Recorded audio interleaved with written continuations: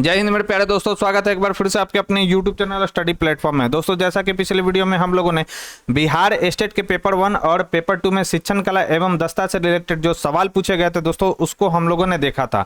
उस वीडियो में हम लोगों ने दोस्तों 6 प्रीवियस ईयर्स के क्वेश्चन पेपर को देखा था। आज की इस वीडियो में भी हम लोग दोस्तों 6 प्रीवियस ईयर्स के क्वेश्चन पेपर को देखने वाले हैं। तो जिन लोगों ने अभी तक हमारे चैनल को सब्सक्राइब नहीं किया तो सब्सक्राइब कर ले दोस्तों, बेल आइकन को प्रेस कर ले ताकि नई वीडियो की नोटिफिकेशन आपको समय समय पर मिलती रहे। साथ ही साथ वीडियो पसंद आए तो प्लीज इस वीडियो को ज़्यादा से ज़्यादा लाइक करें और अपने दोस्तों के साथ इसे शेयर करना ना भूलें। और इस वीडियो का जो PDF है दोस्तों, आपको मेरे टेलीग्राम चैनल पर मिल जाएगा। टेलीग्राम का जो लिंक है दोस्तों आपको डिस्क्रिप्शन बॉक्स में मिल जाएगा। आप वहाँ से जाकर इस वीडियो की PDF को आप डाउनलोड कर सकते हैं। तो चलिए दोस्तों, ज़्यादा समय ना गवाते हुए सीधा हम क्वेश्चन की ओर चलते हैं। फर्स्ट जो क्वेश्चन पूछा गया दोस्तों, वह कब का ये पेपर है, सबसे पहले ये देख लेते हो। तो ये 18/9/2020 में शिफ्ट 1 में पूछा गया यह पेपर है। तो यह जो पेपर पूछा गया दोस्तों, ये कंप्लीटली जो है GS से रिलेटेड इसमें सवाल दिए गए हैं। आइए देख लेते हैं। जो दिया गया है दोस्तों, मैं उसी को कवर करा रहा हूँ, ठीक है। इसमें शिक्षण कला से रिलेटेड इसमें इस जो शिफ्ट 1 में पूछा गया 18/9/2020 को, उसमें नहीं दिया गया। इसमें केवल GK GS के सवाल इसमें दिए गए हैं। What did the Hunter commission appointed by the viceroy probe, यानी वायसराय द्वारा नियुक्त किए गए हंटर कमीशन ने निम्नलिखित में से किसके विषय में तहकीकात की थी। तो किसके विषय में तहकीकात किया गया था, तो जालियांवाला बाग त्रैसडी, यानी जालियांवाला बाग त्रासदी की तहकीकात किया गया था हंटर कमेटी के द्वारा। नेक्स्ट है, सिंधु सभ्यता के टेराकोटा में निम्नलिखित में से कौन सा पालतू जानवर विद्वान नहीं था। तो याद रखना है, गाय पालतू जानवर विद्वान नहीं था। करेक्ट आंसर हो जाएगा ऑप्शन सी। नेक्स्ट है हमारा सवाल, निम्नलिखित में से बौद्धों का पवित्र ग्रंथ कौन सा है। तो बौद्धों का पवित्र ग्रंथ कौन सा है, त्रिपिटक है। कौन कौन सा, विनय पिटक, सूट पिटक और अभिधम पिटक। करेक्ट आंसर की बात करें तो करेक्ट आंसर इसका हो जाएगा ऑप्शन सी। नेक्स्ट हमारा सवाल है कि कुषाण काल में सबसे अधिक विकास किस क्षेत्र में हुआ था। तो याद रखना है, कुषाण काल में सबसे अधिक जो विकास हुआ था वह वास्तुकला के क्षेत्र में हुआ था। करेक्ट आंसर की बात करें तो ऑप्शन डी इसका करेक्ट आंसर होगा। नेक्स्ट है कि अशोक ने किस बौद्ध साधु से प्रभावित होकर बौद्ध धर्म अपनाया था। इंपॉर्टेंट सवाल है। तो अशोक ने उपगुप्त नामक बौद्ध साधु से प्रभावित होकर बौद्ध धर्म को क्या किया था, अपनाया था। नेक्स्ट हमारा सवाल है कि लोधी वंश की स्थापना किसने की थी। तो लोधी वंश की स्थापना बहलोल लोधी के द्वारा किया गया था। करेक्ट आंसर हो जाएगा ऑप्शन सी। और लोधी वंश का अंतिम शासक कौन था, तो यह था इब्राहिम लोधी, जिसको 1526 ईस्वी में बाबर ने पानीपत के प्रथम युद्ध में क्या किया था दोस्तों, हराया था। नेक्स्ट है, निम्नलिखित में से कौन सा राज्य नर्मदा नदी की घाटी का हिस्सा नहीं है। तो कौन सा राज्य जो है नर्मदा नदी घाटी का हिस्सा नहीं है, तो याद रखना है राजस्थान, यह नर्मदा नदी की घाटी का हिस्सा नहीं है। नेक्स्ट हमारा सवाल है कि पर्वतीय स्लोपों यानी हिल स्लोप पर मृदा अपरदन को किस प्रकार नियंत्रित किया जा सकता है। तो याद रखना है, सोपान कृषि करके हम यहाँ पर मृदा अपरदन को क्या कर सकते हैं दोस्तों, रोक सकते हैं। यानी टेरेस कल्टीवेशन करके हम लोग मृदा अपरदन को क्या कर सकते हैं, यहाँ पर रोक सकते हैं। करेक्ट आंसर हो जाएगा बी। नेक्स्ट, राष्ट्रीय कृषि अनुसंधान प्रबंधन अकादमी कहाँ स्थित है। तो यह जो है हैदराबाद में स्थित है। करेक्ट आंसर हो जाएगा ऑप्शन बी। नेक्स्ट है, भारत में निम्नलिखित में से किस प्रकार की बिजली का उत्पादन सर्वाधिक होता है। तो किस प्रकार की बिजली का उत्पादन भारत में सर्वाधिक होता है, तो थर्मल यानी तापीय बिजली का उत्पादन जो होता है भारत में सर्वाधिक होता है। करेक्ट आंसर की बात करें तो बी इसका करेक्ट आंसर हो जाएगा। और ये याद रखना है कितना परसेंट होता है, 50% सौर ऊर्जा से 14.9%, पनबिजली से 11.5%, पवन ऊर्जा से 10.6%, प्राकृतिक गैस से 6.1%, तेल ऊर्जा से कितना है 1.7% और अन्य से कितना है 3.8%। यानी सबसे ज्यादा किसका हो गया, तापीय बिजली का, उसके बाद सौर ऊर्जा का, उसके बाद किसका हो गया, पनबिजली का, उसके बाद पवन ऊर्जा का। नेक्स्ट है, नागा अर्जुन सागर परियोजना किस नदी पर स्थित है। तो यह जो है कृष्णा नदी पर स्थित है, नागा अर्जुन सागर परियोजना। करेक्ट आंसर की बात करें तो ए इसका करेक्ट आंसर हो जाएगा। पोचमपात परियोजना कहाँ पर है, गोदावरी में। मेट्टूर परियोजना कहाँ है, कावेरी में। उकाई परियोजना कहाँ पे, ताप्ती। ये भी याद रखना आपको। नेक्स्ट है, सबसे चमकीला ग्रह कौन सा है। तो सबसे चमकीला ग्रह वेनस है, यानी शुक्र है। करेक्ट आंसर जो है ऑप्शन ए हो जाएगा। और शुक्र जो है पृथ्वी का, इसे बहन भी कहा जाता है, याद रखना है। नेक्स्ट है, किस संशोधन अधिनियम से मतदाता की आयु 21 वर्ष से घटाकर 18 वर्ष कर दिया गया था। तो 61वें संविधान संशोधन के द्वारा क्या किया गया था, मतदाता की जो आयु है 21 वर्ष से घटाकर 18 वर्ष कर दिया गया था। नेक्स्ट, किसने यह कहा कि कोई भी राजनीतिक धर्म से रहित नहीं है। तो यह कहा गया था किसके द्वारा, तो महात्मा गांधी के द्वारा यह कहा गया था कि कोई भी जो राजनीतिक धर्म से रहित नहीं है। नेक्स्ट हमारा सवाल है कि उच्चतम न्यायालय के मुख्य न्यायाधीश की नियुक्ति कौन करता है। इंपॉर्टेंट सवाल है। तो उच्चतम न्यायालय के मुख्य न्यायाधीश की नियुक्ति जो है भारत के राष्ट्रपति करते हैं। करेक्ट आंसर हो जाएगा ऑप्शन डी। नेक्स्ट है, भारत के राष्ट्रपति को किसके द्वारा अपदस्थ किया जा सकता है। तो याद रखना है, संसद के द्वारा अपदस्थ किया जा सकता है भारत के राष्ट्रपति को। करेक्ट आंसर हो जाएगा ऑप्शन बी। ठीक है। नेक्स्ट है, किसकी मौजूदगी के कारण पक्षियों और कीटों के पंखों में पानी बह जाता है, तो याद रखना वैक्सेज, यानी मोम की उपस्थिति के कारण पक्षियों और कीटों के पंखों से क्या हो जाता है दोस्तों, पानी बह जाता है। करेक्ट आंसर हो जाएगा ऑप्शन ए। नेक्स्ट हमारा सवाल है, निम्नलिखित में से कौन सा रसायन मांसपेशियों के थकान से संबंधित है? तो मांसपेशियों के थकान से संबंधित कौन सा है? तो यह है लैक्टिक एसिड। करेक्ट आंसर हो जाएगा ऑप्शन डी। नेक्स्ट हमारा सवाल है कि निम्नलिखित में से किस प्रक्रिया में ऊर्जा मुक्त होती है? तो याद रखना है रेस्पिरेशन, यानी श्वसन की प्रक्रिया में क्या होती है दोस्तों, ऊर्जा मुक्त होती है। करेक्ट आंसर हो जाएगा ऑप्शन ए। नेक्स्ट हमारा सवाल है कि दाद की बीमारी निम्नलिखित में से किस प्रकार की होती है? तो याद रखना है यह कैसा डिजीज है, यह फंगल डिजीज है, यानी कवक से होने वाला यह रोग है दाद।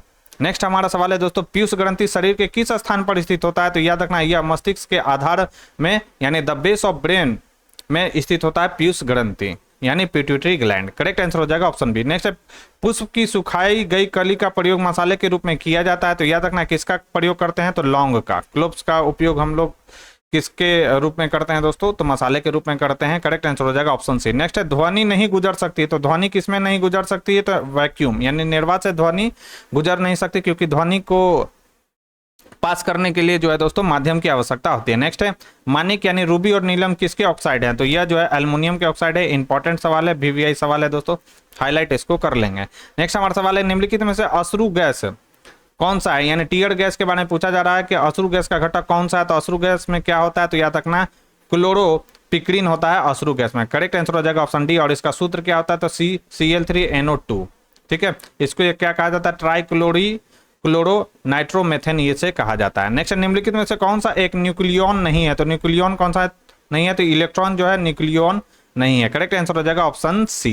जबकि प्रोटॉन, न्यूट्रॉन और पॉजिट्रॉन मिलकर न्यूक्लियन कहलाते हैं, याद रखना है, इंपॉर्टेंट ये फैक्ट्स है। नेक्स्ट है, सीसा पेंसिल के निर्माण में किस सामग्री का उपयोग किया जाता है? तो याद रखना सीसा यानी लेड पेंसिल के निर्माण में ग्रेफाइट का इस्तेमाल किया जाता है। करेक्ट आंसर हो जाएगा ऑप्शन है। नेक्स्ट है, लेंस किससे बनता है? तो लेंस जो है फ्लिंट कांच से बनता है। इंपॉर्टेंट सवाल है। करेक्ट आंसर हो जाएगा ऑप्शन बी।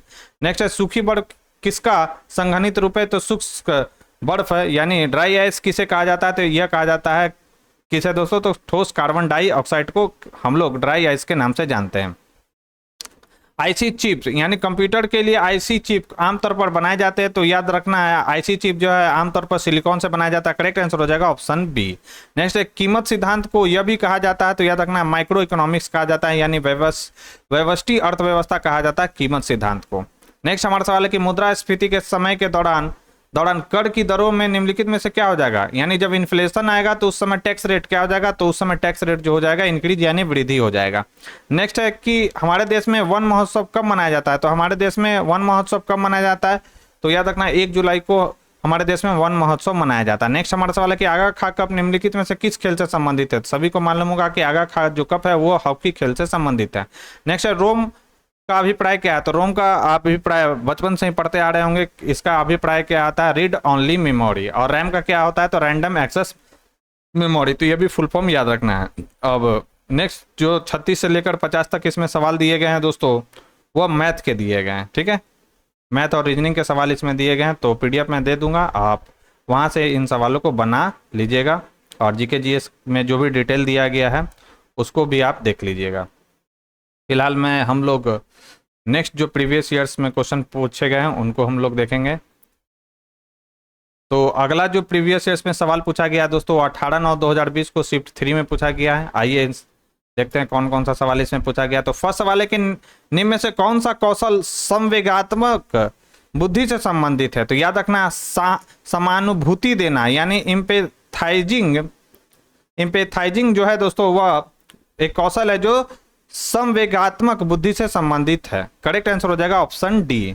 नेक्स्ट हमारा सवाल है कि पाठ्य योजना को पंचपदीय प्रणाली किसने प्रतिपादित किया? तो पाठ्य योजना को पंचपदीय प्रणाली किसने प्रतिपादित किया था? तो हर्बर्ट ने प्रतिपादित किया था। करेक्ट आंसर हो जाएगा ऑप्शन ए। नेक्स्ट हमारा सवाल है कि प्रोजेक्ट एक सौउद्देश्य क्रिया जिसको पूर्ण संलग्नता के साथ सामाजिक वातावरण में किया जाता है, यह कथन किसका है?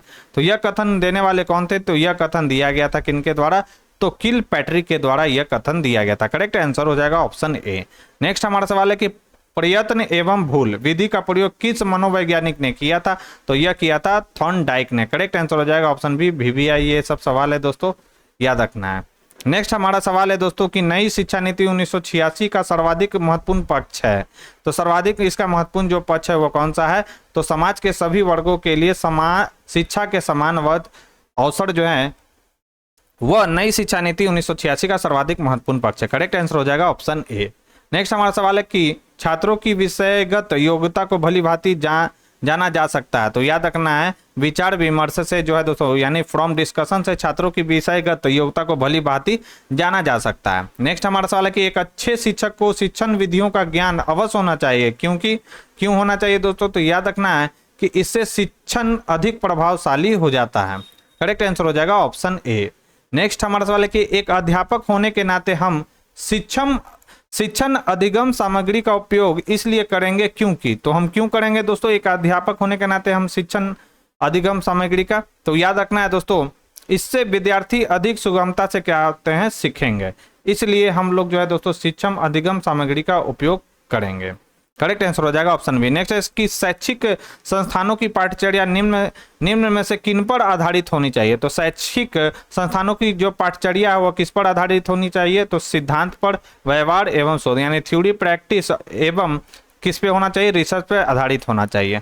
नेक्स्ट है कि आपको कक्षा के कुछ छात्र असाधारण उज्ज्वल हैं, आप उन्हें सिखाएंगे। तो याद रखना है समृद्ध कार्यक्रमों का उपयोग करें या उन्हें हम सिखाएंगे। करेक्ट आंसर हो जाएगा ऑप्शन सी। नेक्स्ट है एनसीएफ 2005 के अनुसार शिक्षक की भूमिका निभानी होगी। तो याद रखना है सुगम करता, यानी फैसिलिटेटिव भूमिका निभानी होगी शिक्षक को। करेक्ट आंसर हो जाएगा ऑप्शन डी। नेक्स्ट हमारा सवाल है कि शिक्षक मुख्य रूप से निम्न में से किस विधि द्वारा विद्यार्थियों के समूह व्यवहार का अध्ययन करता है? तो याद रखना ऑब्जर्वेशन के थ्रू, अवलोकन के थ्रू। पहले भी यह सवाल आ चुका है, VVI कर लेंगे इसको। नेक्स्ट हमारा सवाल है कि एक शिक्षक द्वारा छात्रों की गुणवत्ता का मूल्यांकन करने के लिए उपयोग की जाने वाली स्कोरिंग गाइड को कहा जाता है। तो यह कहा जाता है क्या दोस्तों? रूब्रिक्स कहा जाता है। इंपॉर्टेंट सवाल है, करेक्ट आंसर हो जाएगा ऑप्शन ए। नेक्स्ट हमारा सवाल है कि एक माध्यमिक विद्यालय की अध्यापिका वास्तव में विद्यार्थियों की सहायता करती है यदि वह खाली स्थान। तो याद रखना है दोस्तों यदि विद्यार्थियों को प्रश्न पूछने के लिए प्रोत्साहित करती है तो। करेक्ट आंसर हो जाएगा ऑप्शन डी। नेक्स्ट हमारा सवाल है कि बच्चों को मौखिक या अमौखिक रूप से सजा देने से जो परिणाम सामने होगा वो क्या होगा? तो यह होगा उनके स्व अवधारणा में नुकसान पहुंचना, यानी damaging their self concept. Correct answer हो जाएगा ऑप्शन डी। नेक्स्ट हमारा सवाल है कि एक शिक्षक अपने छात्रों को सीखने हेतु अंतः प्रेरित होने के लिए कैसे बढ़ावा दे सकता है? तो कैसे बढ़ावा दे सकता है दोस्तों? तो याद रखना है वह क्या करेगा? व्यक्तिगत लक्ष्यों और उनकी महारत को निर्धारित करने में उनका समर्थन करके जो है दोस्तों बढ़ावा दे सकता है। करेक्ट आंसर हो जाएगा सी। नेक्स्ट है जब एक बच्चा असफल हो जाता है तो इसका मतलब है, ये कई बार सवाल सीटेट में भी आ चुका है, याद रखना है कि जब एक बच्चा असफल हो जाता है तो इसका मतलब क्या निकलता है? तो याद रखना है तंत्र असफल हो गया, यानी the system has failed. Correct answer हो जाएगा ऑप्शन बी। नेक्स्ट हमारा सवाल है कि शिक्षण अधिगम प्रक्रिया में व्यक्तित्व ध्यान महत्वपूर्ण होता है क्यों होता है? Individual attention. याद रखना है करेक्ट आंसर की बात करें तो करेक्ट आंसर हो जाएगा ऑप्शन सी, क्योंकि बच्चे अलग अलग गति से विकसित होते हैं और अलग अलग तरीके से क्या होते हैं दोस्तों सीखते हैं शिक्षण अधिगम प्रक्रिया में। नेक्स्ट हमारा सवाल है दोस्तों कि एक शिक्षिका कभी खुद से सवाल का जवाब नहीं देती है। एक शिक्षिका कभी खुद से सवाल का जवाब नहीं देती है, वो अपने छात्रों को उत्तर देने, समूह चर्चा करने और सहकारी अधिगम को अपनाने के लिए प्रेरित करती है। यह का उपागम जो है किस सिद्धांत पर आधारित है? इंपॉर्टेंट सवाल है। तो यह जो उपागम है वह एक्टिव पार्टिसिपेशन यानी सक्रिय सहभागिता पर आधारित है। करेक्ट आंसर हो जाएगा सी। ये सभी के सभी सीटेट से पूछे गए सवाल है दोस्तों प्रीवियस ईयर्स में, तो अच्छे से कवर करके आपको जाना है। नेक्स्ट है आपके किसी विद्यार्थी द्वारा अप्रासंगिक प्रश्न पूछे जाने पर क्या आप करेंगे? तो अगर कोई विद्यार्थी आपसे अप्रासंगिक प्रश्न पूछता है तो आप क्या करेंगे? तो याद रखना है दोस्तों उसको अन्य अवसर देंगे। करेक्ट आंसर हो जाएगा ऑप्शन सी। नेक्स्ट है एक अच्छे परीक्षण में 3 गुण होते हैं। तो एक अच्छे परीक्षण में कौन से वो 3 गुण होते हैं? याद रखना है कौन कौन सा होता है? तो वैलिडिटी, रिलायबिलिटी एंड प्रैक्टिकलिटी, यानी वैधता, विश्वसनीयता एवं व्यवहारिकता। करेक्ट आंसर हो जाएगा ऑप्शन बी। नेक्स्ट हमारा सवाल है कि छात्रों को पहली कोई सामान्य नियम बताकर उसके बाद उस नियम के उदाहरण देकर नियम के पुष्टि करने की विधि को क्या कहा जाता है? इंपॉर्टेंट सवाल है, पहले भी यह सवाल आ चुका है। तो इस विधि को कहा जाता है निगमन विधि। करेक्ट आंसर हो जाएगा ऑप्शन ए। नेक्स्ट है सूक्ष्म शिक्षण चक्र यानी माइक्रो टीचिंग के बारे में यह कहा जा रहा है। चक्र का सही क्रम कौन सा है, तो सही क्रम इसमें से आपको पहचाना है कि कौन सा है, तो याद रखना है सूक्ष्म पाठ्य योजना यानी माइक्रो लेसन प्लान, फिर है टीचिंग यानी शिक्षण, फिर है फीडबैक, फिर क्या है री लेसन प्लान, फिर री टीचिंग।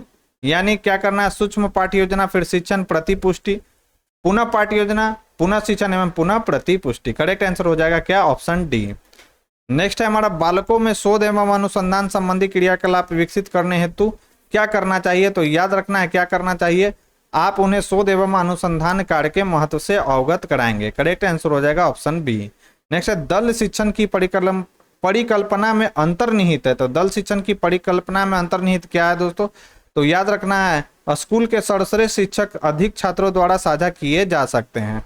करेक्ट आंसर हो जाएगा ऑप्शन सी। नेक्स्ट है पदानुक्रम के उच्चतम स्तर पर क्या होता है, तो यह इवैल्यूएशन होता है यानी मूल्यांकन होता है। करेक्ट आंसर हो जाएगा ऑप्शन सी। नेक्स्ट हमारा सवाल है कि माइक्रो टीचिंग यानी सूक्ष्म शिक्षण किस दस्ता पर केंद्रित होता है, तो स्किल्स यानी कौशल पर माइक्रो टीचिंग जो होता है केंद्रित होता है। करेक्ट आंसर हो जाएगा ऑप्शन बी। नेक्स्ट है कि शिक्षण विधि जिसमें शिक्षक विशिष्ट से समान की ओर जाते हैं वो क्या कहलाता है, तो यह कहलाता है आगमन विधि यानी इंडक्टिव मेथड। और डिडक्टिव क्या होता है, जब सामान्य से विशिष्ट की ओर जाता है तो उसे कहा जाता है डिडक्टिव मेथड यानी निगमन विधि। नेक्स्ट हमारा सवाल है कि अभिवृत्ति मूल्य और अभिरुचि किस अधिगम अनुक्षेत्र द्वारा परिलक्षित होते हैं, तो अफेक्टिव यानी भावात्मक अधिगम अनुक्षेत्र द्वारा परिलक्षित होते हैं। करेक्ट आंसर हो जाएगा ऑप्शन बी।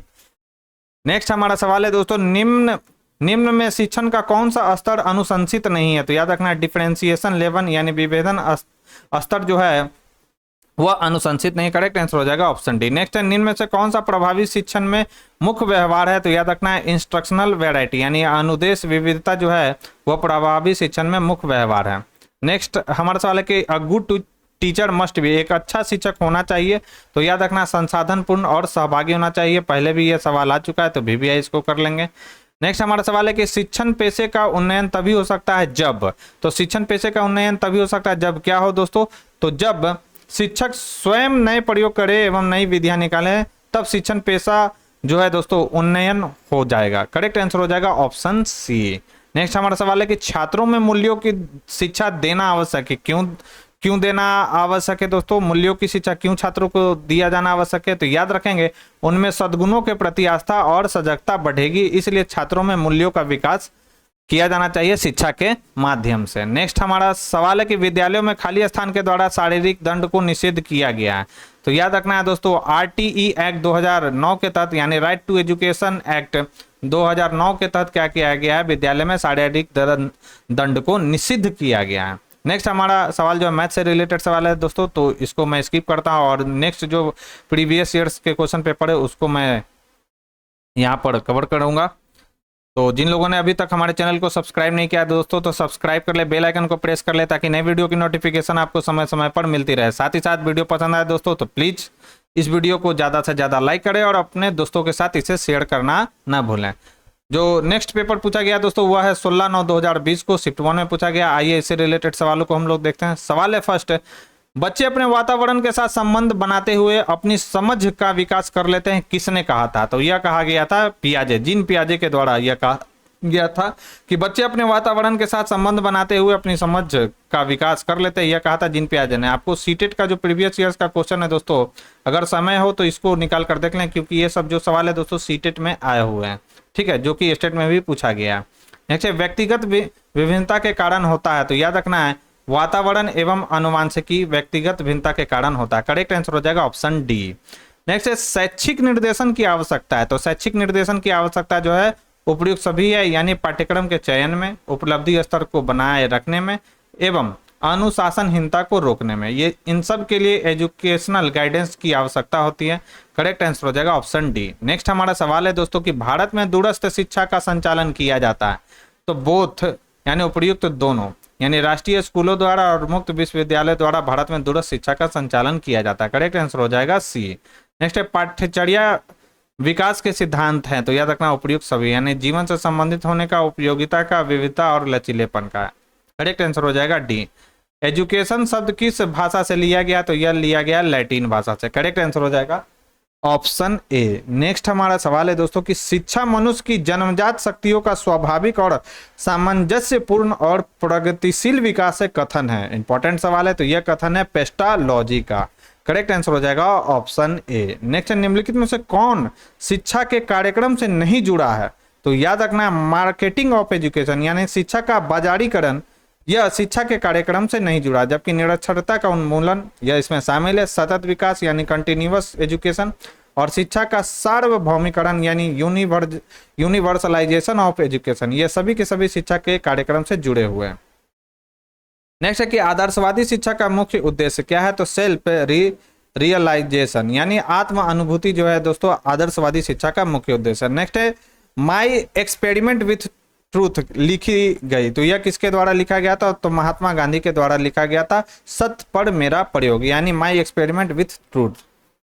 करेक्ट आंसर हो जाएगा ऑप्शन बी। नेक्स्ट हमारा सवाल है शिक्षा के लोकतांत्रिक स्वरूप में कौन सा मूल्य अनिवार्य समझा जाता है? तो कौन सा मूल्य अनिवार्य समझा जाता है? तो उपयुक्त सभी यानी जीवन की गुणवत्ता, मानव गरिमा, भावात्मक समाकलन यानी इमोशनल इंटीग्रेशन ये सभी के सभी जो है शिक्षा के लोकतांत्रिक स्वरूप में अनिवार्य मूल्य समझे जाते हैं। नेक्स्ट हमारा सवाल है कि प्रकृति की ओर लौट चढ़ो किसके शब्द हैं? तो ये जो है दोस्तों जीके का सवाल है, हिस्ट्री से रिलेटेड सवाल है।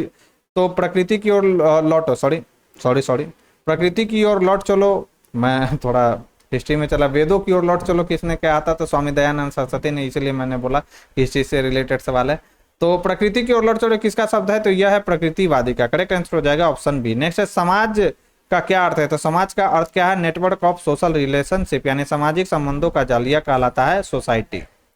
नेक्स्ट है शिक्षा में तकनीकी का अधिक छात्रों पर प्रभाव पड़ेगा। तो शिक्षा में तकनीकी का अधिक छात्रों पर प्रभाव पड़ेगा। करेक्ट आंसर हो जाएगा अधिगम स्तर में वृद्धि में यानी enhancement in learning level. Correct answer हो जाएगा ऑप्शन डी। नेक्स्ट है शिक्षकों के लिए शिक्षा समाज शास्त्र का अध्ययन महत्वपूर्ण है। क्यों महत्वपूर्ण है? करेक्ट आंसर हो जाएगा दोस्तों क्या? व्यक्ति और समाज एक दूसरे से क्या है दोस्तों जुड़े हुए हैं इसलिए। करेक्ट आंसर हो जाएगा ऑप्शन डी। नेक्स्ट है स्कूल को एक लघु समाज क्यों माना जाता है? तो स्कूल को एक लघु समाज क्यों माना जाता है? तो याद रखना है दोस्तों कि स्कूली बच्चे समाज में वयस्क सदस्यों के रूप में विकसित होते हैं, इसलिए स्कूल को एक लघु समाज माना जाता है। करेक्ट आंसर हो जाएगा ऑप्शन सी। नेक्स्ट निम्नलिखित में से कौन भारतीय लोकतंत्र की सफलता है तो सबसे अधिक महत्वपूर्ण है? तो सबसे अधिक महत्वपूर्ण कौन सा है? तो वह है शिक्षित यानी एजुकेटेड पीपुल। भारत में अगर लोकतंत्र की सफलता को देखा जाए तो यहाँ पर एजुकेटेड पीपुल का होना काफी ज्यादा महत्वपूर्ण माना जाता है। नेक्स्ट हमारा सवाल है दोस्तों कि आप वर्ग कक्षा में प्रमाण तंत्र का अभ्यास किस प्रकार करेंगे? तो किस प्रकार करेंगे? तो याद रखना विद्यार्थियों को समान अवसर प्रदान करके, विद्यार्थियों को शैक्षिक रुचि में स्वतंत्रता प्रदान करके, सुविधा वंचित समूहों के लिए विशेष कार्यक्रम प्रदान करके। इसका राइट आंसर हो जाएगा उपयुक्त सभी। नेक्स्ट हमारा सवाल है कि समाज में परिवर्तन को प्रभावित करने वाला सबसे प्रभावकारी घटक क्या है? तो यह है एजुकेशन यानी शिक्षा। नेक्स्ट हमारा सवाल है कि मानव समाज का मूलभूत इकाई कौन सा है? तो मानव समाज का मूलभूत इकाई कौन सा है? तो परिवार है यानी फैमिली है। नेक्स्ट हमारा सवाल है दोस्तों कि भारत में कौन सामाजिक परिवर्तन में बाधक है? तो याद रखना ऑल ऑफ दिस यानी जातीयता, जाति, वर्ग ये सभी के सभी भारत में सामाजिक परिवर्तन में क्या है दोस्तों? बाधक है। नेक्स्ट हमारा सवाल है कि जिला प्राथमिक शिक्षा कार्यक्रम कब प्रारंभ किया गया था? इंपॉर्टेंट सवाल है। तो यह प्रारंभ किया गया था 1994 में।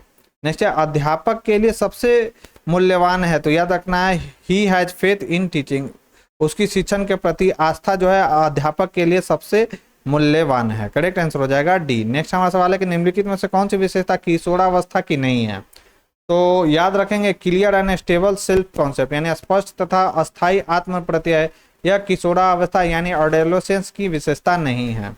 नेक्स्ट हमारा सवाल है कि id, ego and superego is related यानी ईड अहम और परा अहम किसके सिद्धांत से संबंधित है? तो यह फ्रायड के सिद्धांत से संबंधित है। VBI सवाल है दोस्तों, हाईलाइट कर लेंगे इसको। नेक्स्ट है मेंटल हाइजीन मीन्स मानसिक आरोग्यता का अर्थ है? तो मानसिक आरोग्यता का अर्थ क्या है? तो उपयुक्त सभी यानी मानसिक स्वास्थ्य के नियमों की खोज करना, मानसिक स्वास्थ्य को बनाए रखने के उपाय और याद रखना असंतुलन, मानसिक असंतुलन को रोकना, ये सभी के सभी इसके करेक्ट आंसर हैं। करेक्ट आंसर हो जाएगा ऑप्शन डी। नेक्स्ट निम्नलिखित में से कौन मानसिक स्वास्थ्य की विशेषता नहीं है? तो मानसिक स्वास्थ्य की विशेषता कौन सी नहीं है? तो सेखी बघारना यानी बोस्टिंग करना यह मानसिक स्वास्थ्य की विशेषता नहीं है।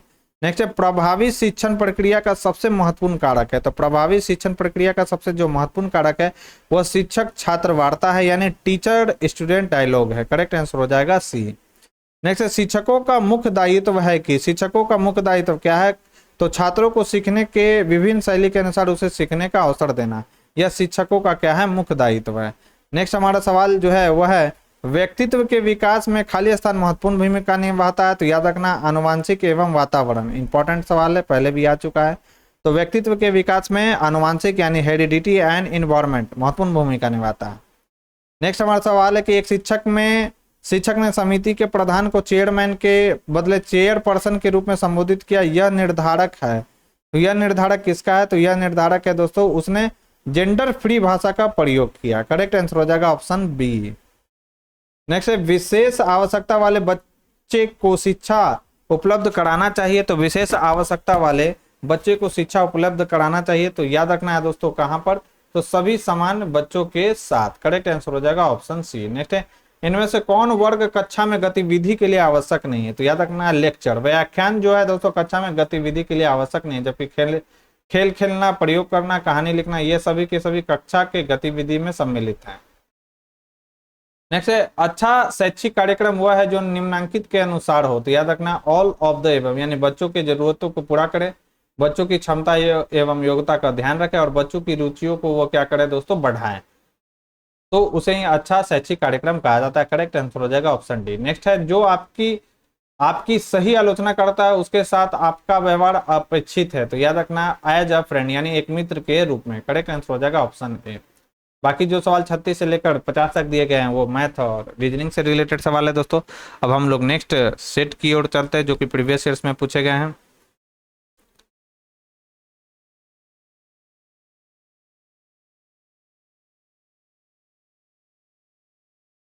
नेक्स्ट जो सवाल प्रीवियस ईयर्स में पूछा गया 15/9/2020 को शिफ्ट 1 में पूछा गया। आइए इनसे रिलेटेड सवालों को हम लोग देखते हैं। तो फर्स्ट सवाल है दोस्तों निम्नलिखित में से कौन शिक्षण समृद्धि के अभिलक्षण है? तो कौन जो है दोस्तों शिक्षण समृद्धि का लक्षण है, यानी टीचिंग प्रोफेशन का लक्षण है, ये आपसे पूछा जा रहा है। तो याद रखना है इसमें अनिवार्यता एक बौद्धिक संक्रिया समाविष्ट होती है, सही है। यह विज्ञान से सामग्री लेती है, यह भी सही है। इसकी प्रवृत्ति संगठन उन्मुख होती है, यह भी बिल्कुल सही है। करेक्ट आंसर हो जाएगा ऑप्शन डी। नेक्स्ट है समृद्धिक दृष्टि, यानी बोल रहा है professionally a teacher should possess the following trait, यानी समृद्धिक दृष्टि से किसी अध्यापक में निम्नलिखित विषयक होने चाहिए। तो याद रखना है ए और बी दोनों, यानी विषय वस्तु पर अधिकार और अध्यापन कौशल का ज्ञान उसे होना चाहिए। करेक्ट आंसर हो जाएगा ऑप्शन सी। नेक्स्ट है शिक्षण पूर्व चरण में अध्यापक की निम्नलिखित भूमिका है। तो अध्यापक की क्या भूमिका है दोस्तों? याद रखना है अध्यापक की भूमिका है उपयुक्त सभी, यानी विषय वस्तु का विश्लेषण निश्चित करने की, शिक्षण के लिए विषय वस्तु का कौन सा अंश चुना जाएगा ये, और कौन सा याद रखना है कि निश्चित उद्देश्यों की पूर्ति के लिए उपयुक्त विभिन्न अधिगम अनुभवों का अध्ययन, ये सभी के सभी इसमें करेक्ट आंसर दिए गए। करेक्ट आंसर हो जाएगा ऑप्शन डी। नेक्स्ट निम्न में से कौन शिक्षक का व्यक्तित्व गुण है, यानी पर्सनल क्वालिटीज है, ये आपसे पूछा जा रहा है। तो याद रखना है स्नेह यानी अटेंशन, एम्पैथी यानी सहानुभूति, और सरोकार एवं प्रतिबद्धता यानी कंसर्न एवं कमिटमेंट, ये सभी के सभी शिक्षक के जो है दोस्तों पर्सनल क्वालिटीज है। करेक्ट आंसर हो जाएगा ऑप्शन डी। नेक्स्ट हमारा सवाल है कि अध्यापक को मित्र, दार्शनिक एवं मार्गदर्शन की अभिव्यक्ति को गौरवान्वित किया गया है, इसका कारण है। तो इसका कारण क्या है दोस्तों? तो इसका कारण है दोस्तों कि उसे समाज में महत्वपूर्ण भूमिका अदा करनी है, इसलिए। करेक्ट आंसर हो जाएगा ऑप्शन ए। नेक्स्ट हमारा सवाल है कि अध्यापक की असफलता का सबसे बड़ा कारण क्या है? तो याद रखना विषय के ऊपर पर्याप्त नियंत्रण न होना, यह अध्यापक की सफलता का सबसे बड़ा कारण है। करेक्ट आंसर हो जाएगा बी। नेक्स्ट है कि अध्यापक अपने छात्र के साथ निम्नलिखित में से किसके द्वारा सामंजस्य स्थापित कर सकता है? तो याद रखना है छात्रों का मित्र बनकर, यानी becoming a friend of student. Correct answer हो जाएगा ऑप्शन डी। नेक्स्ट शिक्षा निम्नलिखित में से किसका एक शक्तिशाली साधन है? तो याद रखना ऑल ऑफ दीज, यानी सामाजिक रूपांतरण का, व्यक्तिगत रूपांतरण का और सांस्कृतिक रूपांतरण का एक शक्तिशाली साधन है शिक्षा यानी एजुकेशन। नेक्स्ट हमारा सवाल है कि विद्यार्थी की अधिकतम आत्म उपलब्धि में अध्यापक का योगदान निम्नलिखित में से किसके द्वारा होता है? तो याद रखना है दोस्तों किसके द्वारा होता है अध्यापक का योगदान? तो छात्रों की आवश्यकताओं, लक्ष्यों एवं उद्देश्यों की प्रति संवेदनशीलता द्वारा। करेक्ट आंसर हो जाएगा ऑप्शन सी। नेक्स्ट हमारा सवाल है कि कक्षा में कुछ छात्र बहुत अधिक अधिगम जिज्ञासा प्रदर्शित करते हैं, यह इसलिए हो सकता है कि छात्र क्या हो, प्रतिभाशाली हैं। करेक्ट आंसर हो जाएगा ऑप्शन ए। नेक्स्ट हमारा सवाल है कि एक अध्यापक की सबसे महत्वपूर्ण विशेषता क्या है, तो एक अध्यापक की सबसे महत्वपूर्ण विशेषता क्या है, तो sound knowledge of subject matter, यानी विषय का गूढ़ ज्ञान। करेक्ट आंसर हो जाएगा ऑप्शन ए। नेक्स्ट हमारा सवाल है कि शिक्षक छात्र संबंधों के संदर्भ में निम्न में से कौन सी बात सही है, तो याद रखना है कॉर्डियल एंड रिस्पेक्टफुल, यानी सद्भावपूर्ण एवं सम्मानपूर्ण जो है दोस्तों इसमें बात सही है। नेक्स्ट हमारा सवाल है कि छात्रों की शैक्षिक निष्पत्ति में सुधार लाया जा सकता है यदि उनके माँ बाप को प्रेरित किया जाती है, यदि उनके माँ बाप को प्रेरित किया जाए अपने बालकों के कार्य के निरीक्षण के लिए, तो क्या होगा दोस्तों, छात्रों की शैक्षिक निष्पत्ति में सुधार लाया जा सकता है, यानी एकेडमिक परफॉर्मेंस में इनका स्टूडेंट्स का क्या किया जाता है, किया जा सकता है, इंप्रूव किया जा सकता है। ठीक है, करेक्ट आंसर हो जाएगा ऑप्शन ए। नेक्स्ट हमारा सवाल है कि निम्नलिखित पाठ्य सहगामी क्रियाकलाप है, तो याद रखना है वाद और चर्चा यह पाठ सहगामी क्रियाकलाप है, बिल्कुल सही है। संगीत भी है, कोऑपरेटिव बैंक यानी सहकारी बैंक भी जो है दोस्तों यह पाठ्य सहगामी क्रियाकलाप है। करेक्ट आंसर हो जाएगा ऑप्शन डी। नेक्स्ट है cocurricular activity in school or, विद्यालय में पाठ्य सहगामी क्रियाकलाप होता है, तो इसका करेक्ट आंसर हो जाएगा डी, यानी मानसिक विकास के लिए, शारीरिक विकास के लिए, आध्यात्मिक विकास के लिए जो होता है दोस्तों को करिकुलर एक्टिविटी क्रियाकलाप कराया जाता है। करेक्ट आंसर हो जाएगा ऑप्शन डी। नेक्स्ट है which one of the following literary activity, इनमें से कौन साहित्यिक क्रियाकलाप है, तो स्टोरी राइटिंग यानी कहानी लेखन जो है दोस्तों साहित्यिक क्रियाकलाप है। नेक्स्ट विद्यालय में पाठ्य सहगामी क्रियाकलापों के आयोजन में अध्यापक की भूमिका है, तो इसमें अध्यापक की भूमिका क्या है, तो याद रखना नियोजक की यानी प्लानर की, लीडर की यानी पथ प्रदर्शक की, और इनोवेटर की यानी प्रवर्तक की। सभी के सभी जो है दोस्तों ये सभी के सभी अध्यापक की भूमिका। करेक्ट आंसर हो जाएगा ऑप्शन डी। नेक्स्ट हमारा सवाल है कि विद्यालय में समय सारणी के निम्नलिखित कार्य हैं, तो समय सारणी के निम्नलिखित क्या कार्य हैं, तो कार्य के घंटों को दर्शाता है, बिल्कुल सही है। अध्यापकों के कार्य और विश्राम समय को दर्शाता है, यह भी सही है। और प्रातःकालीन सभा का समय दर्शाता है, इसलिए समय सारणी को बनाया जाता है। करेक्ट आंसर हो जाएगा ऑप्शन डी। नेक्स्ट है निम्नलिखित समय सारणी सिद्धांत के निर्माण के सिद्धांत है, निम्नलिखित समय सारणी निर्माण के सिद्धांत है, ये आपसे पूछा जा रहा था, याद रखना है ए और बी दोनों, यानी उपलब्ध समय की मात्रा न्याय के सिद्धांत पर आधारित होता है समय सारणी। करेक्ट आंसर हो जाएगा ऑप्शन सी। नेक्स्ट हमारा सवाल है कि छात्रों में कार्य अनुभव के आयोजन का मुख्य उद्देश्य है, तो इनका मुख्य उद्देश्य क्या है, तो याद रखना है दोस्तों युवकों के भविष्य के कामकाज के लिए तैयार करना, कार्यस्थल एवं विद्यालयों में संबंध स्थापित करना, और कक्षा में पढ़ाने के बाद अध्यापकों को कुछ खाली समय देना। इसलिए जो है दोस्तों छात्रों में कार्य अनुभव के आयोजन का मुख्य उद्देश्य क्या क्या है, ये तीनों ए बी सी सभी होंगे। करेक्ट आंसर हो जाएगा ऑप्शन डी। देख रहे हैं दोस्तों कैसा सवाल आ रहा है, काफी अब अच्छे अच्छे सवाल आ रहे हैं, मतलब जो लेटेस्ट एग्जाम हुआ है और जो 2020 में सवाल पूछे गए उन दोनों में कंपैरिजन किया जाए तो ये जो क्वेश्चन का लेवल है दोस्तों यहाँ पर ये काफ़ी अच्छा पूछा गया है। ठीक है, और ये सारे के सारे जो है दोस्तों सीटेट से सवाल यहाँ पर दिए गए हैं, तो सीटेट का अगर हो सके दोस्तों तो आप लोग शिक्षण कला से रिलेटेड जो टॉपिक है उसको अच्छे से कवर कर लें। Next, which of the following statement is not correct, निम्न में से कौन सा कथन सही नहीं है।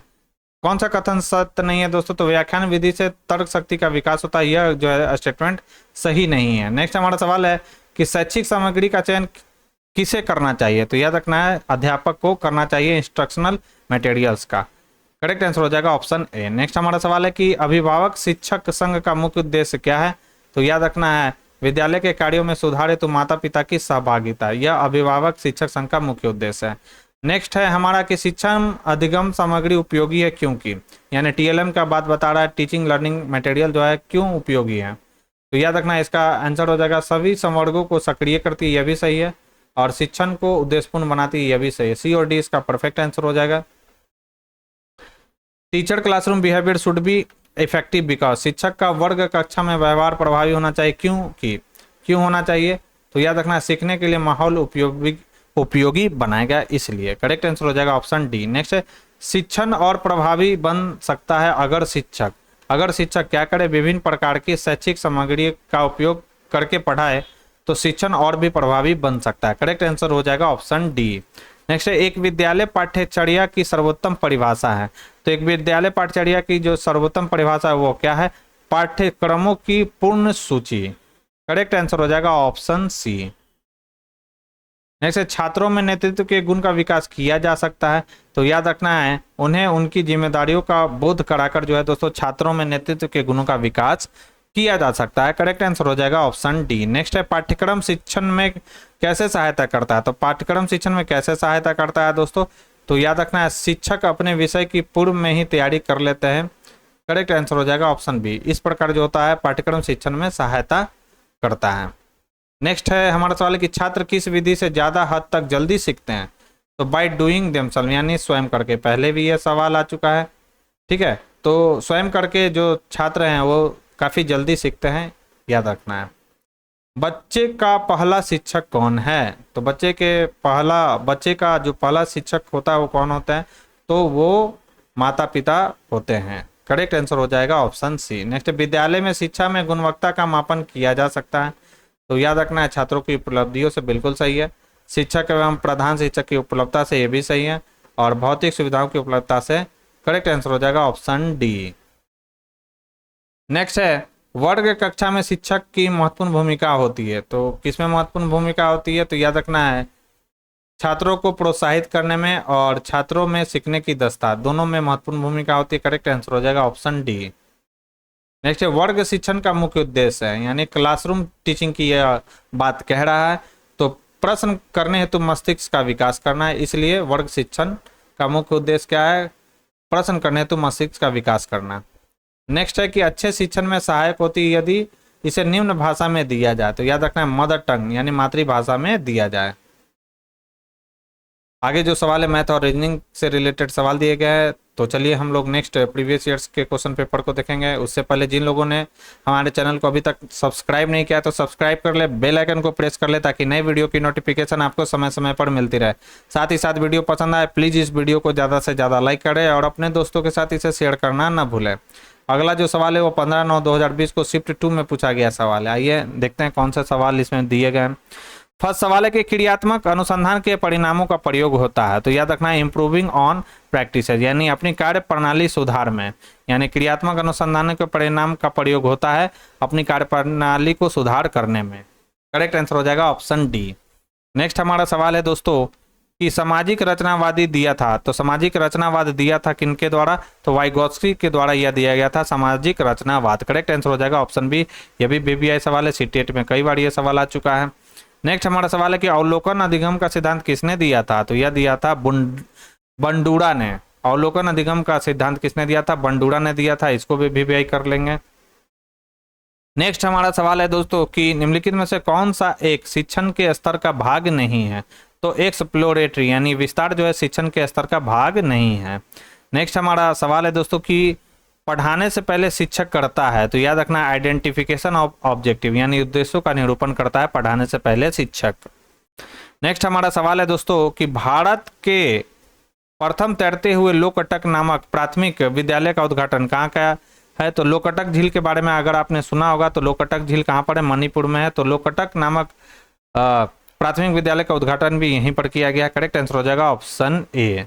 नेक्स्ट है विकास का एक कभी न खत्म होने वाली प्रक्रिया है, यह विचार किस सिद्धांत से जुड़ा है? तो यह जुड़ा है प्रिंसिपल ऑफ कंटिन्यूटी यानी निरंतरता के सिद्धांत से। करेक्ट आंसर हो जाएगा ऑप्शन बी। नेक्स्ट है निम्न में से शिक्षण के संज्ञानात्मक सिद्धांत के मुख्य प्रस्तावक कौन थे? शिक्षण के संज्ञानात्मक सिद्धांत है यानी कॉग्निटिव थ्योरी, यह किनके द्वारा दिया गया था? तो NL गेज के द्वारा यह दिया गया था कॉग्निटिव थ्योरी। करेक्ट आंसर हो जाएगा ऑप्शन ए, बीबीआई सवाल है।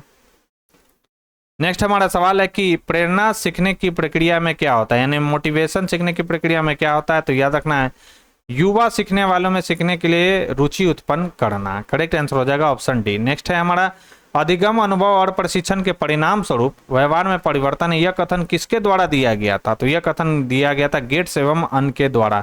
इंपॉर्टेंट सवाल है ये भी। जितने भी कथन से रिलेटेड सवाल आ रहे हैं आपको हाईलाइट कर लेना और इसी को बार बार प्रैक्टिस करना है। नेक्स्ट है अपनी कक्षा के प्रतिभाशाली विद्यार्थियों के लिए शिक्षक को क्या करना चाहिए? तो शिक्षक को करना चाहिए प्रोवाइड इनरिचमेंट प्रोग्राम यानी संवर्धन कार्यक्रमों की व्यवस्था शिक्षक को करनी चाहिए। करेक्ट आंसर हो जाएगा ऑप्शन डी। नेक्स्ट हमारा सवाल है, शिक्षण के क्रियात्मक उद्देश्य को पूरा करने के लिए पाठ्यक्रम में किस पर जोर दिया जाता है? तो एक्शन एंड एक्सपेरिमेंटेशन पर, यानी क्रिया एवं प्रयोग पर जोर दिया जाता है। करेक्ट आंसर हो जाएगा ऑप्शन बी। नेक्स्ट, छात्रों के लिए कौन सी विशेषता सर्वाधिक महत्वपूर्ण है? तो इंडिपेंडेंट थिंकिंग, यानी स्वतंत्र चिंतन जो है छात्रों की सर्वाधिक महत्वपूर्ण विशेषता है। करेक्ट आंसर हो जाएगा ऑप्शन बी। नेक्स्ट, निम्नलिखित में से कौन सा शब्द कक्षा शिक्षण में विषय वस्तु को सरल ढंग से प्रस्तुत करने के नियमों के लिए प्रयुक्त किया जाता है? इंपॉर्टेंट सवाल है, तो याद रखना, मैगजीम्स एंड टीचिंग, यानी शिक्षण, मैगजीम्स ऑफ टीचिंग यानी शिक्षण सिद्धांत जो है इसका करेक्ट आंसर हो जाएगा, ऑप्शन हो जाएगा बी। नेक्स्ट, निम्न में विद्यार्थियों को प्रेरित करने के लिए कौन सा दृष्टिकोण सबसे उपयुक्त है? तो कौन सा दृष्टिकोण सबसे उपयुक्त है? तो याद रखना है, उचित पुरस्कार देना। नेक्स्ट हमारा सवाल है कि निम्न में से किन्हें हम मनोविश्लेषण के पिता यानी फादर ऑफ, ये क्या लिखा है, साइकोलॉजी होना चाहिए, तो पता नहीं क्या लिखा गया, साइको एनालिसिस, अच्छा साइको एनालिसिस कहा गया, फादर ऑफ साइको एनालिसिस यानी मनोविश्लेषण के पिता के रूप में जाना जाता है, तो यह कहा जाता है सिगमंड फ्रायड को। करेक्ट आंसर हो जाएगा ऑप्शन डी। इंपॉर्टेंट सवाल है दोस्तों, हाईलाइट कर लेंगे। एक शिक्षक को बच्चों को सिखाते समय निम्न में से किस पर ध्यान देना चाहिए? तो कक्षा का आकार कैसा है, इस पर ध्यान देना चाहिए। शिक्षण पद्धति एवं निर्देशन पर ध्यान देना चाहिए। बालकों का वर्गीकरण पर ध्यान देना चाहिए। करेक्ट आंसर हो जाएगा ऑप्शन डी। नेक्स्ट हमारा सवाल है कि सहयोगी कक्षा के लिए कौन सा कथन सही है? तो कौन सा कथन सही है सहयोगी कक्षा के लिए? तो छात्रों को विचारों की प्रस्तुति एवं स्वतंत्रता पूर्वक एक दूसरे से चर्चा करने के अवसर, यह सहयोगी कक्षा के लिए आवश्यक है। निम्नलिखित में से कौन सा विकल्प शिक्षक को कम विद्यार्थी वाली कक्षा में शिक्षण को अधिक प्रभावी बनाने के लिए प्रयोग में लाना चाहिए? करेक्ट आंसर हो जाएगा उपयुक्त समय, यानी अधिगम संबंधी समस्याओं की पहचान करना, छात्रों पर व्यक्तिगत ध्यान देना और अनुदेशन को छात्रों के बीच की विभिन्नता को ध्यान में रखकर बनाना। करेक्ट आंसर हो जाएगा ऑप्शन डी। सीखने की अंतर्दृष्टि सिद्धांत को प्रोत्साहित किया गया, तो यह किया गया था गेस्टाल्ट सिद्धांतकारों के द्वारा। इंपॉर्टेंट सवाल है, VVI सवाल है ये दोस्तों। नेक्स्ट हमारा सवाल है कि बच्चे के संज्ञानात्मक विकास हेतु उत्तर स्थान है, तो यह कौन सा है? तो विद्यालय एवं कक्षा का वातावरण, यानी स्कूल एंड क्लास इन्वायरमेंट इसका करेक्ट आंसर होगा। नेक्स्ट, निम्न में से कौन सी एक धीमी गति से सीखने वाले छात्रों की विशेषता नहीं है? तो एब्स्ट्रैक्ट थिंकिंग, अमूर्त जो सोच है दोस्तों, वह एक धीमी गति से सीखने वाले छात्र की विशेषता नहीं है। करेक्ट आंसर हो जाएगा ऑप्शन सी। नेक्स्ट, निम्न में से प्रवृत्ति, अवधारणा, कौशल, ज्ञान यानी attitudes, concept, skill and knowledge आदि को किसका परिणाम कहा जा सकता है? तो लर्निंग का परिणाम यानी अधिगम का परिणाम कहा जा सकता है। एक a teacher is successful only if, एक सफल शिक्षक वही होता है जो क्या करता है दोस्तों? याद रखना है, अपने विषय को अच्छी तरह से जानता हो। ये भी रिपीटेड सवाल है, याद रखना है आपको। नेक्स्ट हमारा सवाल है दोस्तों कि UNCRPD इज रिलेटेड विद, किससे संबंधित है? तो याद रखना है दोस्तों, यह संबंधित है स्पेशल नीड चिल्ड्रन के लिए, यानी विशेष आवश्यकता वाले बालकों से संबंधित है। VVI सवाल है दोस्तों, हाईलाइट कर लेंगे इसको। इसका फुल फॉर्म याद रखना है, United nation convention on the rights of persons with डिसएबिलिटीज। इसका फुल फॉर्म कभी पूछा जा सकता है। शिक्षा का उद्देश्य होना चाहिए, तो शिक्षा का उद्देश्य क्या होना चाहिए? व्यवहारिक जीवन के लिए विद्यार्थी को तैयार करना, यह शिक्षा का उद्देश्य होना चाहिए। नेक्स्ट है मनोवैज्ञानिक विद्यालय निम्न में से क्या करते हैं? तो याद रखना ऑल ऑफ दिस, यानी नियंत्रण, निर्देशन और अध्यापन, ये सभी के सभी करते हैं मनोवैज्ञानिक यानी साइकोलॉजिकल स्कूल, ये सभी कार्य करते हैं। डी होगा इसका करेक्ट आंसर। नेक्स्ट है मनोविज्ञान के इतिहास में सबसे पहली पाठ्यपुस्तक निम्नलिखित में से किसने लिखी थी? तो स्टार लगा हुआ है, इसको आप लोग देख लेंगे। नेक्स्ट है निम्नलिखित में से किस प्रकार का परीक्षण प्रभावी स्मरण शक्ति के लिए सबसे उपयुक्त है? तो बोथ B एंड C, यानी मल्टीपल चॉइसेस यानी एकाधिक विकल्प और filling in the blanks. Correct answer हो जाएगा डी। और अगला जो सवाल है दोस्तों वो रीजनिंग से रिलेटेड सवाल दिया गया है। आइए अब हम लोग आज के डिस्कशन का हमारा जो लास्ट प्रीवियस ईयर्स का क्वेश्चन पेपर है उसको हम लोग देखेंगे। उससे पहले दोस्तों जिन लोगों ने भाई अभी तक हमारे चैनल को सब्सक्राइब नहीं किया तो सब्सक्राइब कर ले, बेल आइकन को प्रेस कर ले ताकि नए वीडियो की नोटिफिकेशन आपको समय समय पर मिलती रहे। साथ ही साथ वीडियो पसंद आए प्लीज़ इस वीडियो को ज़्यादा से ज़्यादा लाइक करें और अपने दोस्तों के साथ इसे शेयर करना ना भूलें। अगला जो सवाल है वो 15/9/2020 को शिफ्ट 3 में पूछा गया है। ठीक है, देखते हैं सवाल क्या है। फर्स्ट सवाल है विद्यार्थियों के मूल्यांकन करते समय निम्नलिखित में से कौन से कथन पर सर्वाधिक प्रश्न उठ सकते हैं? तो सर्वाधिक जो प्रश्न है दोस्तों किस कथन पर उठ सकते हैं? विद्यार्थियों का व्यवहार उनके संपूर्ण प्रदर्शन से संबंधित होना चाहिए, इस पर सर्वाधिक प्रश्न उठ सकते हैं। नेक्स्ट हमारा सवाल है कि विषय वस्तु का समेकन किया जा सकता है। तो याद रखना केवल प्रारंभिक स्तर पर, केवल माध्यमिक स्तर पर, केवल वरिष्ठ स्तर पर, all of the above level, यानी सभी स्तर पर जो है दोस्तों विषय वस्तु का समेकन किया जा सकता है। करेक्ट आंसर हो जाएगा ऑप्शन डी। नेक्स्ट हमारा सवाल है कि विद्यालय में पाठ्यक्रम का अर्थ है, करिकुलम का अर्थ पूछा जा रहा है कि क्या होता है। तो करिकुलम का अर्थ होता है विद्यालय की सीमा में सभी शैक्षिक अनुभव, यानी all the education experiences under the schools jurisdiction, यह विद्यालय में पाठ्यक्रम का अर्थ है। नेक्स्ट हमारा सवाल है दोस्तों कि अध्यापक को विद्यालय के बाहर बच्चों की गतिविधियों की चिंता क्यों रखनी चाहिए? क्यों रखनी चाहिए दोस्तों? तो याद रखना है बच्चे विद्यालय के बाहर के अनुभवों द्वारा भी सीखते हैं, इसलिए रखना चाहिए। कक्षा में अनुशासन क्यों होना चाहिए? ये आपसे पूछा जा रहा है कि कक्षा में अनुशासन क्यों होना चाहिए। तो कक्षा में अनुशासन क्यों होना चाहिए? तो बच्चे एक व्यवस्थित एवं यथाक्रम संसार के लाभ की अनुमति कर सके, इसलिए। अनुभूति होगा न कि अनुमति होगा, अनुभूति कर सकें इसलिए। नेक्स्ट है कि विद्यालयों में शारीरिक दंड प्रतिबंधित है, क्यों प्रतिबंधित है? क्योंकि इसका अधिगम पर नकारात्मक प्रभाव पड़ता है। पहले भी ये सवाल हो चुका है। करेक्ट आंसर हो जाएगा ऑप्शन डी। नेक्स्ट अधिगम सुसाध्य बनाने का कौन सा सबसे प्रभावी माध्यम है? तो अधिगम को सुसाध्य बनाने का सर्वाधिक प्रभावी माध्यम है all of the above are equally effective, याद रखना है। करेक्ट आंसर हो जाएगा ऑप्शन डी। नेक्स्ट हमारा सवाल है कि एक विद्यार्थी ने सिद्धांत समझ लिया, यह सुरक्षित रूप से तब माना जा सकता है जब वह क्या हो। तो जब वह क्या हो दोस्तों? तो याद रखना है उन समस्याओं के समाधान में इसका उपयोग करें जिन पर यह लागू होता है। नेक्स्ट हमारा सवाल है कि एक अध्यापक जो अपनी कक्षा में नए विषयों को पहली बार प्रस्तुत कर रहा है उसे क्या होगा? तो याद रखना है विद्यार्थियों का पूर्व ज्ञान जानना चाहिए। इंपॉर्टेंट सवाल है, ये भी VVI सवाल है। नेक्स्ट हमारा सवाल है कि विद्यार्थियों के साथ अच्छे संबंध करने के लिए एक अध्यापक को क्या करना चाहिए? तो एक अध्यापक को उनके साथ मित्रवत होना चाहिए, यह पहले भी सवाल आ चुका है। करेक्ट आंसर हो जाएगा ऑप्शन ए। नेक्स्ट हमारा सवाल है दोस्तों कि मूल्य सहयोग को विकसित करने के लिए निम्नलिखित में से कौन सी विधि श्रेष्ठ है? तो याद रखना है सांस्कृतिक कार्यक्रमों का आयोजन, यह श्रेष्ठ विधि है। करेक्ट आंसर हो जाएगा ऑप्शन सी। नेक्स्ट हमारा सवाल है कि एक प्रतिभाशाली बालक के साथ सर्वाधिक उपयुक्त व्यवहार क्या हो सकता है? तो याद रखना सर्वाधिक उपयुक्त जो व्यवहार है वो क्या हो सकता है?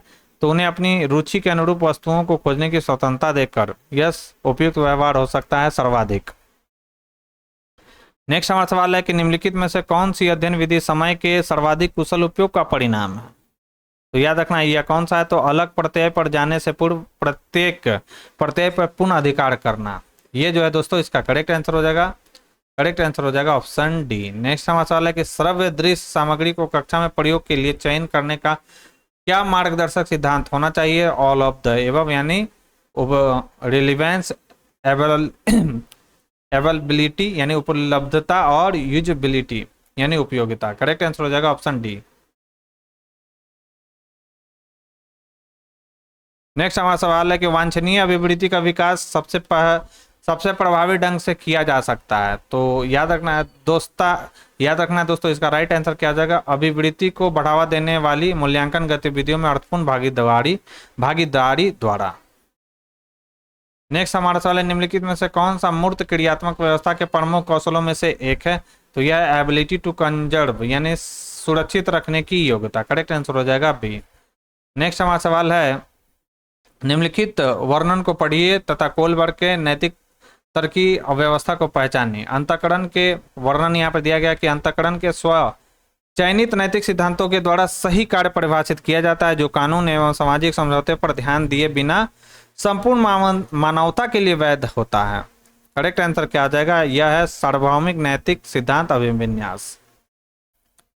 नेक्स्ट है हमारा हॉवर्ड गार्डनर के बहुबुद्धि सिद्धांत के अनुसार निम्नलिखित विशेषताओं से युक्त एक व्यक्ति की बुद्धि को किस प्रकार से वर्गीकृत किया जा सकता है? विशेषताएं क्या? दूसरों की मनोदशा, स्वभाव, प्रेरणा तथा अभिप्रायों को उचित तरीके से पता लगाने एवं प्रतिक्रिया करने की योग्यता। यह क्या कहलाएगा? यह कहलाएगा इंट्रापर्सनल यानी अंतरावैयक्तिक। करेक्ट आंसर हो जाएगा ऑप्शन बी।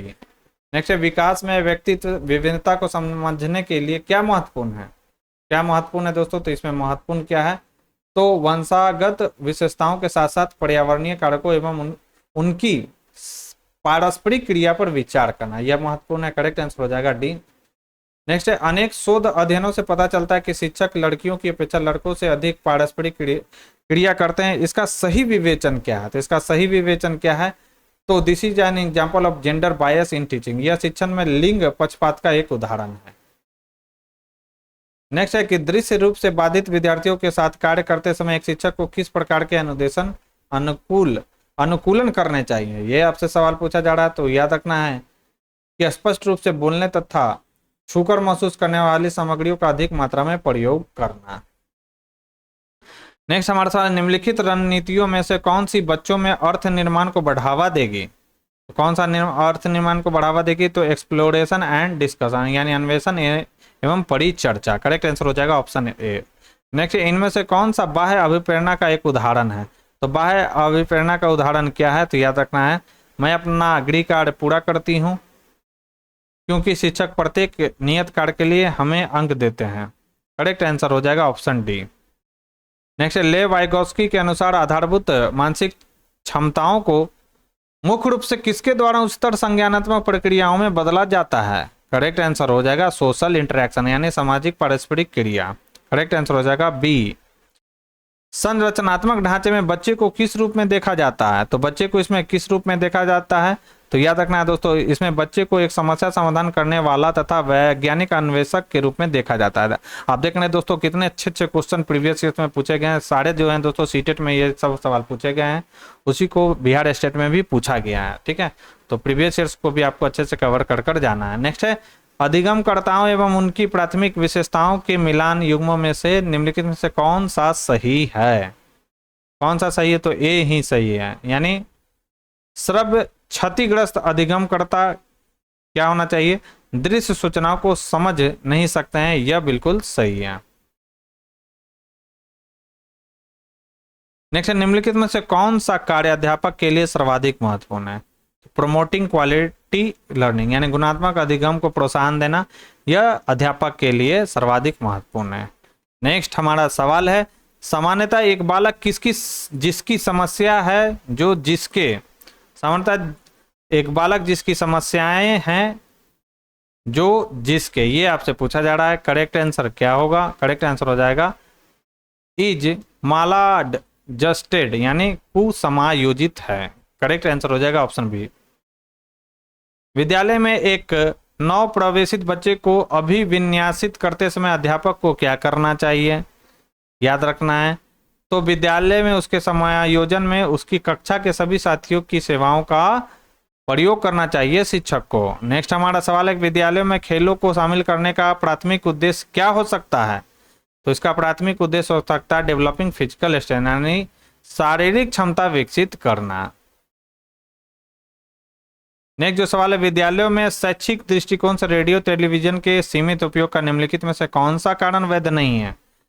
तो याद रखना है दोस्तों, कौन सा कारण वैध नहीं है? तो सभी विषय वस्तु इसके उपयोग के लिए उपयुक्त नहीं है, यह जो है वैध नहीं है। एक प्रत्यय को ग्रहण करने के क्रम में सबसे पहले क्या आता है? तो याद रखना है एक्सपीरियंसिंग आता है, यानी अनुभव करना आता है एक प्रत्यय को ग्रहण करने के क्रम में सबसे पहले।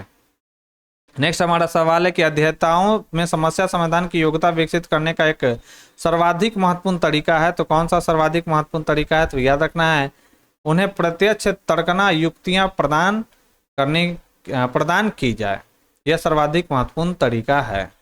नेक्स्ट है, अगले वर्ग के अध्यापक को अधिगम हस्तांतरण का अर्थ क्या है? तो यह है रेडीनेस, यानी तत्परता। करेक्ट आंसर हो जाएगा ऑप्शन डी। कक्षा में अनुशासन बनाने में अध्यापक की सफलता का सबसे बड़ा कारण अध्यापन में खाली स्थान की कमी का होना है। तो याद रखना है अपने विषय के ज्ञान में कमी होना है। करेक्ट आंसर हो जाएगा बी। और ये जो था दोस्तों आज के डिस्कशन का हमारा लास्ट भी सवाल था। तो दोस्तों ये डिस्कशन आपको कैसा लगा दोस्तों, मुझे कमेंट बॉक्स में लिखकर जरूर बताएं। साथ ही साथ अगर ये वीडियो पसंद आई हो दोस्तों तो प्लीज़ इस वीडियो को ज़्यादा से ज़्यादा लाइक करें और अपने दोस्तों के साथ इसे शेयर करना ना भूलें। जो लोग हमारे चैनल से पहली बार जुड़े हैं तो चैनल को सब्सक्राइब कर ले, बेल आइकन को प्रेस कर ले ताकि नए वीडियो की नोटिफिकेशन आपको समय समय पर मिलती रहे। तो आज के लिए बस इतना ही दोस्तों, मिलते हैं हम अपने नेक्स्ट वीडियो में, तब तक बने रहे हमारे यूट्यूब चैनल के साथ। धन्यवाद।